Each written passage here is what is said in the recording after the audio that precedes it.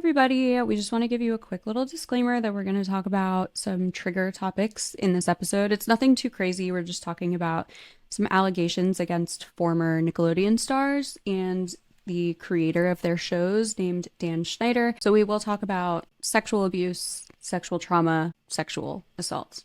Just wanted to give you a heads up. Love you. Nick. Nickelodeon. Yeah. Let's do this. Like, when did you realize that Nickelodeon was weird?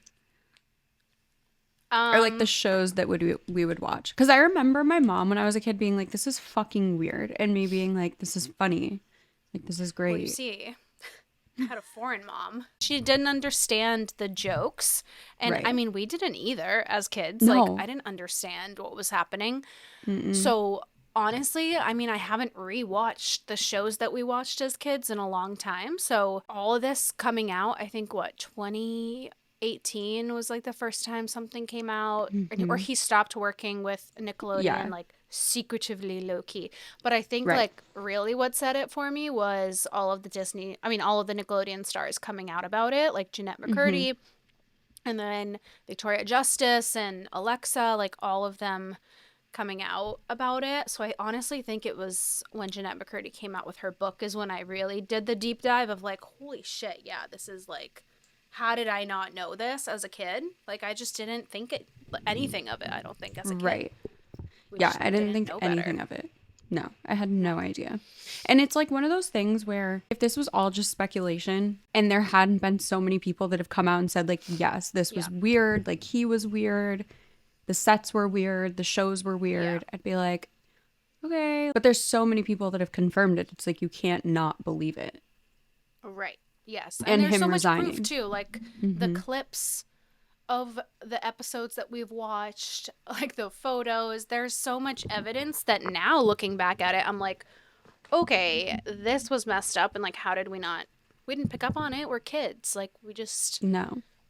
I don't know. But now it's so evident that it was such a problem and nobody was doing anything about it. I think we'll get into all of that, but nobody did anything. I mean, even Russell Hicks, who was Nickelodeon's like former president of content and production, said that there were standards and practices and like each group revised every script of his, and that parents and caregivers were always present during filming. Like every single thing that Dan ever did on any of his shows was carefully scrutinized and approved. And he said that to Insider as a statement. So it's like there were adults that approved this and like I know. were a part of this process. Like they all let that slide because of how much money he was bringing in.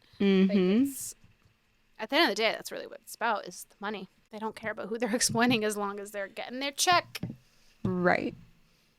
Yeah, it's just crazy that, like, looking back, because I haven't rewatched anything either, and I also kind of stopped, like, I fell off of Nickelodeon. I would say the last shows that I remember watching on there were, like, iCarly and Drake and Josh. Like, I never really watched Victorious or Sam and Cat.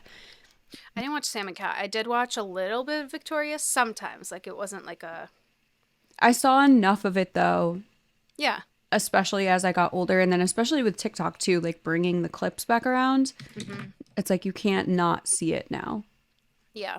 And again, there just have been so many people that have come out and said all of this crazy shit about the network and about Dan Schneider. So, okay, let's start there. First of all, hi everybody. Welcome to the episode. We just dove right in. I was excited to talk about it. Today we're going to talk about the dark side of Nickelodeon. Before we get into it, if you don't already, follow us on Instagram at Socially Unfiltered Pod.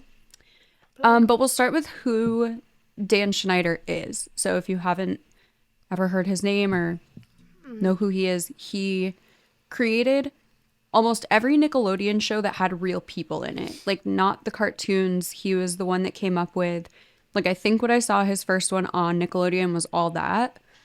And then it went to Keenan and Kel, and then it went to Drake and Josh, and then that was where everything after Drake and Josh came from, like Miranda Cosgrove for iCarly, Zoe 101, Victorious, The Amanda Show. The Amanda Show, like, looking back on that, it's like that was weird as fuck. But anyway, That's all of the the one people I that didn't watch. Oh my God, I loved the Amanda Show when it was on. I didn't watch that. I didn't watch Keenan and Kel, but I watched everything else. All of the people that have worked with him said that he had like behavior issues and had a really bad temper. And there were times, okay, so what I gathered just kind of like reading through all of this and from things that we've seen is he had like a weird obsession with people's feet, which, not kink shaming, do what you want, but he had like an obsession with young female actors' feet. And a lot of people have come out and said that. So like all of those things combined were why people were like, okay, we don't want to work with him anymore. While I was reading through everything, I came across somebody named Brian Peck, who Dan and Brian Peck would host these, quote, acting camps. And it was basically where they would drop kids off. The kids would do like their acting classes and like auditions and tryouts and stuff, which is where Amanda Bynes was found. And this guy, Brian Peck, that he would do this stuff with, first of all, not only were the kids that were dropped off like at these acting camps encouraged to wear little to no clothing to stand out. Brian Peck was arrested for 11 counts of, and I hate just like reading these word for word, but lewd act upon a child, sodomy of a person under 16, attempted sodomy under 16, sexual penetration by a foreign object, 4 counts of oral assault of somebody under 16, oral assault via anesthesia or controlled substance, and then sending harmful matter and using a minor for sex acts. So, and then that guy went on to work on Disney. Like, he got arrested and charged with all of these things and then continued to work on Disney, which is just insane. But yeah, so Dan was the one that... I didn't know about the acting camps. I didn't see like any... Yeah, no, me either. I didn't read about that, but that is insane. And I did see like any of the time that he would cast anyone, it was always like little clothing and revealing. And then even his tweets that were resurfacing, like a lot of it had to do with feet. And we'll like add some of these tweets of his to our story probably, but a lot of it was all skits about feet. And now I look back at it, I remember the episodes of iCarly where they dressed up all of their toes and they did that episode with the toes. Oh my, I remember that as a kid, but I'm like, this is so funny. Like, I know. Because you're a kid, you're not thinking about the kinks or whatever the hell your producer is doing without like exploiting you and using you. But like, it's also like when you think about that stuff, it's like, yeah, it was funny to us as kids because it could be viewed as a kid's humor. Yeah. But and at the time, especially, like, we didn't think about, you know, there's people creating these shows. Like, you have to think of it now in the way that this was a grown adult man writing these things for them. That's fucking to us, weird. It was like they were real. Like, this was like a real show, and like they were coming up with all these ideas themselves. Yeah. And as an innocent young mind, you think that, but as an adult now, you're like, oh my God, this is terrible. Right. And there's a lot of episodes or a lot of like skits involved in a lot of shows where kids are dumping milk on themselves or like getting covered in something, which I had put this on here too. So Alexa Nicholas, I think is how you say her last name, which, fun fact, in Brittany's book, when she's talking about how she went on the set of Zoe 101 and yelled at somebody for bullying Jamie Lynn, this is who she's talking about. I don't remember what her character name was, but she was on Zoe 101. Nicole. It was Nicole. She did a podcast episode. I'm not sure if it's her podcast or just one that she was on, where she said that the slime on Nickelodeon was intentionally green because it was easy to green screen it into different colors. And like, that's why the slime would go on their face and like all over them. And also, that's so funny at her like yelling at Alexa because Alexa left the show because she was so bullied by Jamie Lynn. So that's funny to hear. Like, she was the one that being yelled at. Like, she literally left Zoe 101 because of how outcasted she was. But just a side note. But it's just funny that it was her. Yeah, but I think when this all really evolved was when Jeanette McCurdy came out with her book and was exposing everything. And I know Alexa Nichols has... is she the one with her podcast? Or who was that? From Camp Rock. That's who I'm thinking of. I never watched Camp Rock. Allison Stoner, right? Oh, yeah. Yeah. Yeah, so she came out with a podcast and it's called Dear Hollywood. And she talks a lot about how she talks a lot about in general of just like it's called like in her words, the toddler to train wreck pipeline, like how kids that are forced into star and like show business at a young age kind of end up not great. And like I remember when the Missy Elliott videos came out and it was Allison Stoner at 10 years old dancing like a grown woman. And that was like the whole bit was like, look at this little white girl that I have that can shake her ass. And looking back now, it's like, maybe she should not have been in these rap music videos at 10 Yeah. years old. But yeah, she has a lot on her podcast. There's like the first episode or something was like 3 parts where she talks a lot about it. I've never listened to it. I've just seen TikTok clips of it.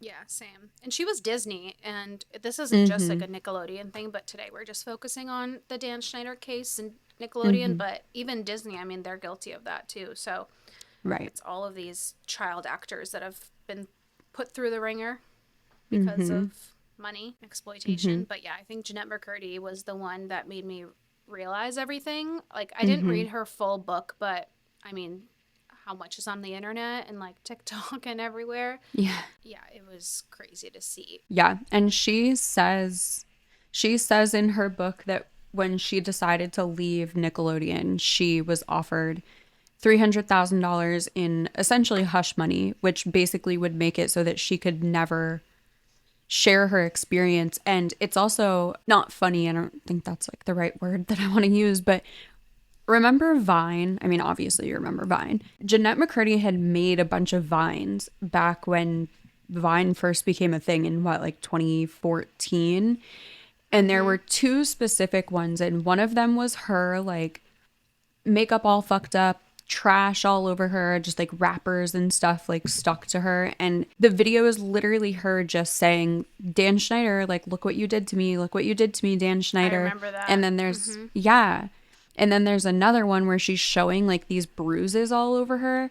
And it was never confirmed. Like, this is all very allegedly. I mean, after reading her book, I would believe it. She claims that they were from Dan Schneider. Or maybe she doesn't necessarily claim that, but it's speculated.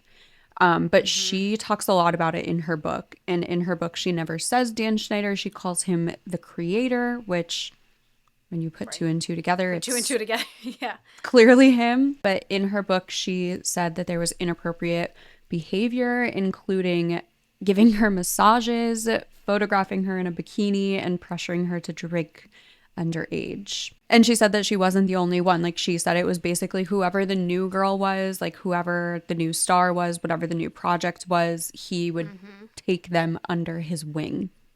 Yeah. Quote, and I think unquote. the hardest part too, when I was reading about this, is every single one of them was promised a career from this. Like, Yes. if they stuck out this show, or if they did a skit or a show, whatever, he promised them their own show. Hence, like, from Drake and Josh, iCarly started, and then Jamie Lynn got Zoe 101. Like, from doing these shows, they then excelled into other opportunities, which can further their career. And then, like, Sam and Cat, I remember Jeanette was talking about how she didn't want to do the show with Ariana because they didn't get along. And then she was kind of forced into that. And it's even sadder. Her mom was the one that was making all her money, right? Like, she wasn't. Yes. Like, Like, she wasn't I mean, even that's a getting anything. whole different story. Yeah. Yeah. It's just, I feel so terrible for her. And a lot of people even now are saying she's been like really spiraling lately, and they're worried about her.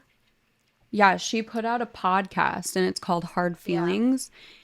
And it's the very first episode. It's only like 20 minutes long. So I listened to it, and she's just like very chaotic. Like, she's very, like, if I didn't know, I mean, allegedly speculated, blah, blah, blah. It sounds like she's like on coke. Like, it just sounds like she's like ramped up and like talking. And from what I kind of gathered is I don't think she was ready to write that book. Like, I think writing and putting the book out really made her kind of like relive a lot of that trauma. And she Yeah. says, you know, like the feedback I've been getting and like hearing everybody else's stories, like I think it's great that she did that for the awareness of it, and it's her story to Mm-hmm. tell, and I'm glad that she got to tell her story, but Yeah. I think it was just too much. I don't want to say too soon because I don't think there's ever a right time for it, but I think it was a lot for her to kind of relive. But yeah, basically Jeanette McCurdy's mom forced her into doing a lot of what she did, and it was Mm-hmm. under the pretense that, you know, her money could help the family. And I remember one instance from the book where she's talking about a refrigerator, like her mom is like, we don't even have a working refrigerator, like I need you to do this, like you need to send me money for this. Like Jeanette McCurdy's mother was horrible to her. Mm-hmm. It's a really good book. I think everybody should read it, but I'm just glad that she talked about it. I wish that she could call it out. Like I wish she could just be like, this is all about Dan Schneider and he did the weird Yeah. shit and made us do very uncomfortable Yeah. things. But I'll take that he's called the creator because, again, put two and two together. And it's Yeah. definitely him. Like And it's such a 100%. shame that, I mean, their parents, people on set, like we just said this, but I'm just still Mm-hmm. not over that. Like nobody spoke up, nobody saw a problem with this, and I don't know if they were just Mm-hmm. either A, choosing to ignore it because their kids were on the rise to fame and their lives would change, or if they really were that blind to it. Like, were they just choosing Mm-hmm. to be blind to it, or were they actually not seeing anything wrong and just looking at it in the eyes of like a child? I mean, nowadays, I know so much has changed since back then. Like, we know a Mm-hmm. lot more. There's a lot more predators that have been, Right. exposed, especially in Hollywood, especially in like the child realm Mm-hmm. that we've chatted about before. And there's a lot more dangers now that comes with, movies and TV and social media and all of that added on. So I think back then we were definitely a little bit blind to things going on. Mm-hmm. But as a parent, I don't know. I just think that something kicks in and you're like, why is my kid doing that? Why is my child having Right. to have this stuff splatter on their face and look this certain Show their way? It's like, feet. right, you're not blind to like what looks wrong. And I don't want to like fully Inappropriate. blame Yeah. the parents, but at the same time, because like obviously Jeanette's mom didn't care. She didn't have a good Mm-hmm. relationship with her. So not every kid has like those parents that are protective of them. But it's just sad to see now that all of these stars went through that. Who knows if they've gotten therapy or help for what they went through. Mm-hmm. And then on top of that, they probably maybe feel a little bit of anger towards their parents for not stopping that, or anyone on Mm-hmm. set that they were close to for stopping that when it went Mm-hmm. through so many different people and got approved. So Right. it's just makes me sad because there's no way to take it back. There's no way to like recover from that. I mean, therapy, years of therapy, I'm sure, but it just sucks that nobody put a stop to it. I would love to hear from Ariana Grande about this. Like, has Oh, she ever same. talked about any of this stuff? I don't think she Not that has. I've seen. Or Victoria Justice really hasn't talked about it a lot. Mm-hmm. Like, I didn't see much about her. I feel like Jeanette McCurdy was really the one that Mm-hmm. took the chance because it is scary. Like, I'm sure it's very intimidating. You're afraid you're going to get sued. You're afraid that, Yep. people are going to look at you different or they're going to judge you for doing those things as a kid. And I mean, even the spin-off of iCarly, like, obviously he wasn't a part of that. But I just wonder what that was like for them to go back to that set and maybe really Oh, you like mean like the thinking about reboot those of it? things. Yeah, the reboot. Yeah. Yeah. Well, that's what I And was then it thinking too, is like stopped. Miranda Cosgrove is like kind of normal. I mean, from Yeah. what we know, and Yeah. like any interview that I've ever seen of her, she's very normal and seems very level headed. Like, I'm Mm-hmm. glad that she didn't kind of go down the toddler to train wreck Yeah. rabbit Mm-hmm. hole. I know, But and I like, wonder if even, she has talked about it. yeah, I've never seen really Jeanette McCurdy, and then some of the Zoe 101 people are really the only people that I've ever seen like actively talking about it. But there's been a lot of, and by actively talking about it, I mean like in recent years, like on podcasts or writing books and stuff. Like, I'm sure there's a reason that all of them left the shows to begin with, which is Mm-hmm. probably because of him. So I'm sure they all experienced it. But I know, I wonder if Ariana Grande's ever said anything, because so there's a bunch of videos. I don't know if you've ever seen them. And they're like outtakes and bloopers and stuff from the ones that I've seen were specifically from iCarly and Sam and Cat. Mm-hmm. And you can or I guess the one that I'm thinking of specifically is the Victorious, and it's who was the Yeah. girl on Victorious with the dark hair and it was always like Jade. blue. Yes. Yeah. There's a video of her and Ariana Grande like laying on the floor laughing, and Dan Schneider's behind them filming them and they Yes. don't see him. Yeah, and he walks over and they both like sit up and like pull their skirts down and like Yeah. go straight face, and they're like, we weren't laughing. Like, what are you talking about? Like, Yeah. they visibly become uncomfortable when he comes around. That's just like the one that's coming to my brain. But there's I a saw bunch that of one, them yeah. like that. I saw that. There's so many videos, like weird videos that they've made all together. It's just, and it's crazy. So I just looked up like what Miranda Cosgrove has commented on, and it's a whole lot of nothing. She basically was presented with Jeanette's book and asked about it, and it just says, now Miranda's commented on the allegations made in the memoir. All she said is, when you're young, you're so in your own head. You can't imagine that people around you are having much harder struggles. You don't expect things like that from the person in the room who's making everyone laugh. And that's basically all she said about it. So it seems like she only touched on like Jeanette's experience and being like, oh, she was so funny and can't imagine she was going through those things. But I don't see anything where she's responded to what happened with Well, Dan maybe Schneider. she was Like, offered money. Yeah. exactly like Jeanette said in her book that she was offered money to not talk about it. Not that I would ever want to accuse Miranda Cosgrove of doing that, because I actually really like her. I think she's really funny. Like, have you ever watched any of her interviews? Yeah, like a few, but I loved her on Drake and Josh. Um, and then her recent TikTok viral moment. I actually do cuss a little. Did you see her remake of that recently? Yeah, I saw that. It's so funny.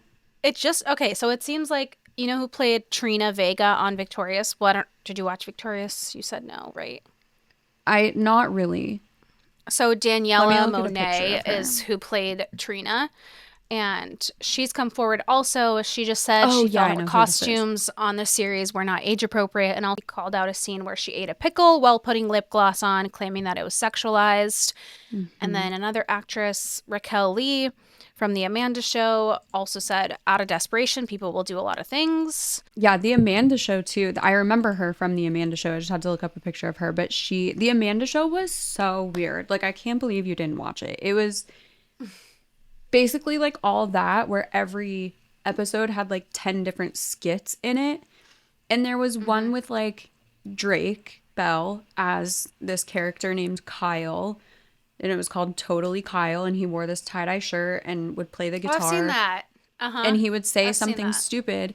And it was supposed to be like he was a stoner. Like, that was Yeah. the whole bit. I mean, they never said that. And then like Amanda would have to dress up and like be these just crazy characters. And I mean, everything that happened with her is crazy too. Like, I remember watching, there's I think like an documentary or something showing like her progression with like the rabbit hole of like plastic surgery that she went down, and she had a ton of DUIs. And I put on here too, she had tweeted a bunch of stuff. So like after her Nickelodeon stuff, she kind of went off the rails a little bit. She used to like tweet a lot. Like, that was her thing. And there was a time that she tweeted all of these things about how both of her parents were molesting her. Her dad would touch himself in front of her. They were both stealing money from her. And then like a year later tweeted out of nowhere and was like, none of that was true. My dad ordered to have a microchip put in my brain, and that's what made me tweet all of these crazy things about him. And it's like just the most outlandish, craziest things. And she would wear these big fake wigs for a long time. And I read something that Allison Stoner had said about, you know, the whole, again, pipeline of toddlers to train wreck. And it's when you grow up, I mean, not that we don't already know this, but just hearing it worded this way, when you grow up on these sets and it's adults telling you what to do. And I mean, basically the same thing with Britney Spears. When you finally get that freedom, you run with it and you go a little bit too far sometimes. And Yeah. hers, I think, just went a little bit too far sometimes. But even Nickelodeon as a whole, like the Amanda Show, Dan Schneider was a part of that. But did you ever watch or do you remember, like SpongeBob for sure had Oh the my God. craziest adult humor in it. But did you ever watch Yeah. Angry Beavers or Rocko's Modern Life? No. They were very strange. Like there's an episode of Rocko's Modern Life, which looking back now, those shows scare me. I like truly can't even look at them anymore. But there's an episode of Rocko's Modern Life where he calls into a sex hotline. Like I don't know what the exact term for it would be, but in the episode he calls this 1-800 number and it's for something, but it's basically just like a phone sex hotline. And the woman answers and like there's a poster on the wall behind her saying that it's a phone sex hotline. Like there were just so many adult jokes and like themes in these things. And if I'm not mistaken, I don't remember what his name is, but the creator of SpongeBob, didn't he say that like it's not speculation, like these are in fact adult jokes and adult humor in these shows because we know that parents are also watching them like while they're in the room with kids? I'm pretty sure I saw something like that too, yeah. And I'm that's pretty sure probably they why so said many that. people didn't let their kids watch SpongeBob. But I know, right? we also just like didn't understand those things, and I don't think I ever No. questioned those things until I rewatched some things and I'm like, oh my God, like that's crazy to just put. But as a kid, I'm just like, I really honestly don't think it affected me as a kid, the little dirty No, jokes, me because we either. didn't fucking understand them. And after rewatching things, you begin to understand them. Like I remember watching The Mask with Jim Oh Carrey. my God. And Yes. oh my God, there's so many things I just did not understand when I watched it when I was like 12. I watched a know. lot of shit I probably shouldn't have. Me too. But like I Bill used to watch The character, Mask all the time. my favorite movie. Like so good. And just always watched like inappropriate shit, I feel like. Same. But I'm like, regardless, I would have watched it somewhere with a friend or like, Yeah. I don't know. It'd be like that. I remember the first time that I understood an adult joke on SpongeBob, and it's the episode or the scene where SpongeBob is like telling Squidward something, and Squidward responds I don't remember exactly what it is, but they show a picture of a donkey, and he's like basically calling him a jackass. Do you remember that? I don't think I remember that one. Oh Hold my on. God. Look up SpongeBob jackass. 18 adult SpongeBob jokes that went over our head as a kid. The time SpongeBob told Patrick his genius was showing, and Patrick immediately covered his crotch. Yes. When the random fish named Scooter mistook SpongeBob's pet horse Mystery for a kitty rat and inserted a coin Oh my into some God. coin slot off screen. Off screen? Yes, I remember that. There are so many. When SpongeBob asked his classmates how to organize his pencils, and his classmate basically told him to shove it. Is it the homework pencil on the left side of the paper next to the quiz pencil, or over the right side by itself? I think it goes stuck inside your ... Yep. The time SpongeBob gave Patrick a cake that literally said sorry about the scabies. Yeah, I remember that. Wait, yes, the donkey. When Squidward felt guilty that SpongeBob gave him a Christmas present after he'd refused to write a letter to Santa. Squidward, now I feel like and And it just shows a picture of a donkey and Donkey. it makes like a donkey noise. Yeah.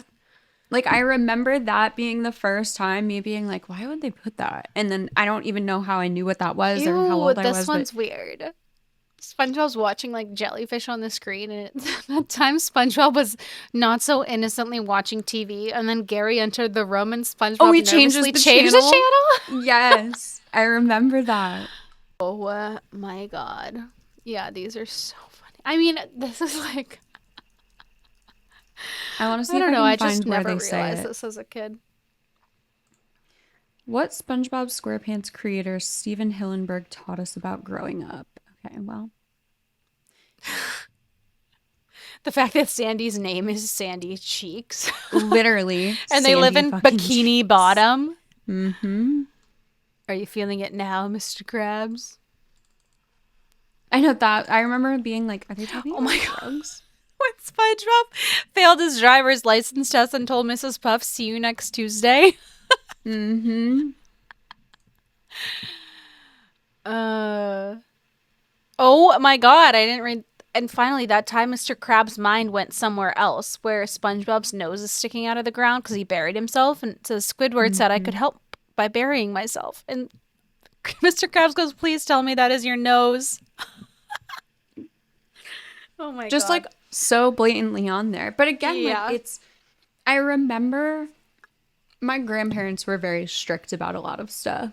Like I would only watch like PBS Kids at their house, but I would also watch Nickelodeon, and I didn't understand why they thought it was so bad. I mean, I turned out fine. I know, it Fine. built character, honestly. If you want your kids to be like us, allow them to Built watch character. everything.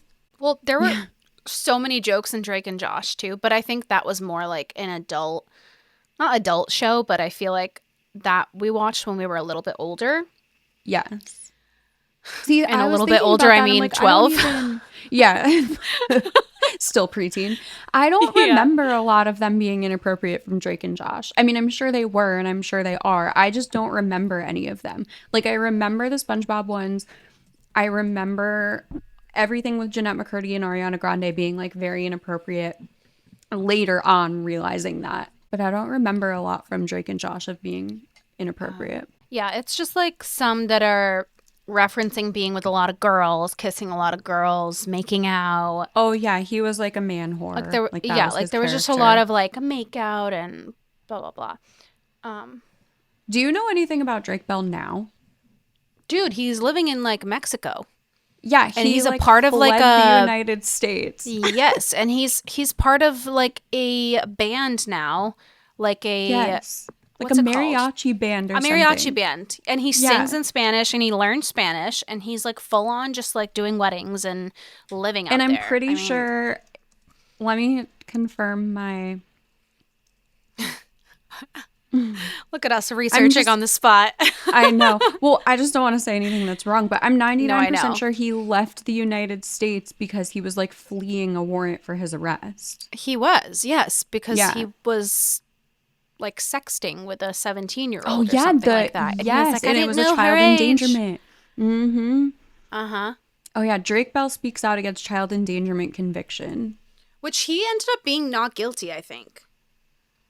Like, he wasn't convicted of, right? Or did he go to jail? I think he did. No, I think he was supposed to go to jail, and that's when he like ran away to Mexico. 2 years Matter to probation and juveniles? 200 hours of community service after being charged with sexual abuse of an underage fan. Since then, he's not spoken out about what happened, but he's finally broken his silence. So, Yeah, he made a video that said his interactions were reckless and irresponsible, but he claimed he was unaware of her age. There was no physical contact. And then a quote from him says, I responded to a fan whose age I didn't know yet. When I became aware of their age, all conversation and communication stopped. This individual continued to come to shows and pay for meet and greets, all while I was unaware that this was the same person I was communicating with online. And that's what I pled guilty to. So he did plead guilty. The victim, who is now 19, spoke at length about the damage Bell had done to her life, saying he began grooming her when she was 12. So it was 15 when it happened. Yeah, it was after. It says it was after she turned 15, but supposedly he started talking and grooming her when he was 12. When she was 12. yeah, and the judge even told him, your position and celebrity status enabled you to nurture this relationship. You were able to gain access to this child, and you were able to gain the trust of the child. So it's a two-edged sword, your position. I hope you truly are remorseful. And I'm pretty sure his wife left him, correct? Mm-hmm. I think so. He When was he, also like, ran posting, away. like, crazy TikToks for a minute. Yeah, he was. He was like running. I don't know. But he has like a young child too. I feel so bad for the kid. Mm-hmm. He just posted What? a TikTok on October 27th, and it's Yeah. a minute long, and he's just speaking in Spanish. And everybody's Yeah. commenting, I love these videos. Mm-hmm. My guy said, new location, new me. He's got a new target audience now. No, literally, this person's like, you have improved your Spanish a lot. Oh my god. Drake, yeah, it's what are you probably doing just- here? Well, thanks for going down this Nickelodeon rabbit hole with us. We would love to hear from you and when you started to realize that Nickelodeon was weird or any opinions you have on it. Let us know if you were a Disney or a Nickelodeon kid because we were very much Nickelodeon kids and thankfully we turned out okay. And it's very telling that we were. Yeah, right? You can tell. You can tell. All right, we'll talk to you guys next week. See you next week for our entrepreneurship episode. We're back to business, baby. Back to business with some Entrepreneur Day. And it'll be Thanksgiving week, so happy early Thanksgiving if you celebrate that. And we'll talk to you then. See you next week. Bye. Bye.